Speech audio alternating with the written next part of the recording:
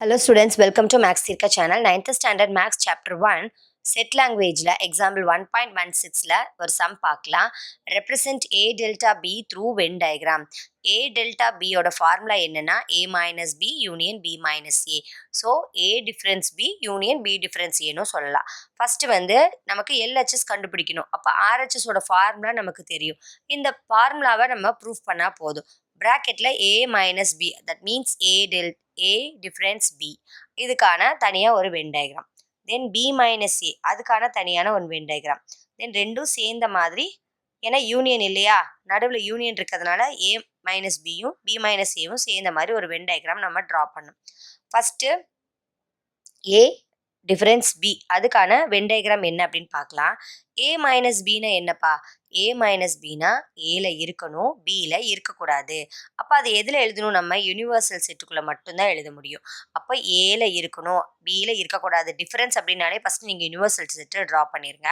அதுக்குள்ளே ஏபி நம்ம எழுதிக்கலாம்.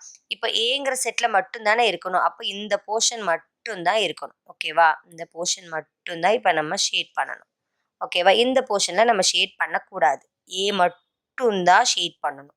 ஓகேவா, நெக்ஸ்ட் அதே மாதிரி பி மைனஸ் ஏன்னா பியில் மட்டும்தான் இருக்கணும். இப்போ இதுதான் ஏ செட்டு, இது பி செட், இது ஏ செட்டு, இது பி செட்.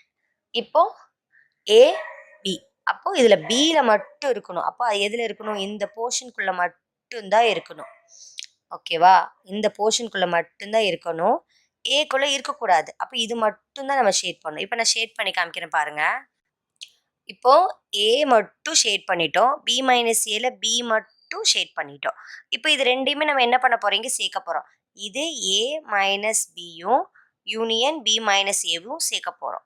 அப்போது ஏ மைனஸ் பி, பி மைனஸ் ஏ, இது ரெண்டு பேரையும் சேர்த்துடலாமா. ஏ போர்ஷனில் இந்த ஏ மைனஸ் பியில், அதாவது ஏ டிஃபரன்ஸ் பியில் ஏ மட்டும், அப்போ ஏ மட்டும், இங்கே பி மட்டும். அப்போது இந்த இன்டர்செக்ஷன் போர்ஷன் தவிர மிச்சம் எல்லா போர்ஷனும் நம்ம என்ன பண்ணணும், சேர்க்கணும். ஓகேவா, இப்போ சேர்க்கலாமா. இப்போ ஏ டிஃபரன்ஸ் பியும் பி டிஃபரன்ஸ் ஏவும் யூனிவர்சல் செட்டுக்குள்ளே நம்ம சேர்த்து எழுதிட்டோம். இப்போ உங்களுக்கு புரிஞ்சிருக்கும்னு நினைக்கிறேன். எக்ஸாம்பிள் 1.16.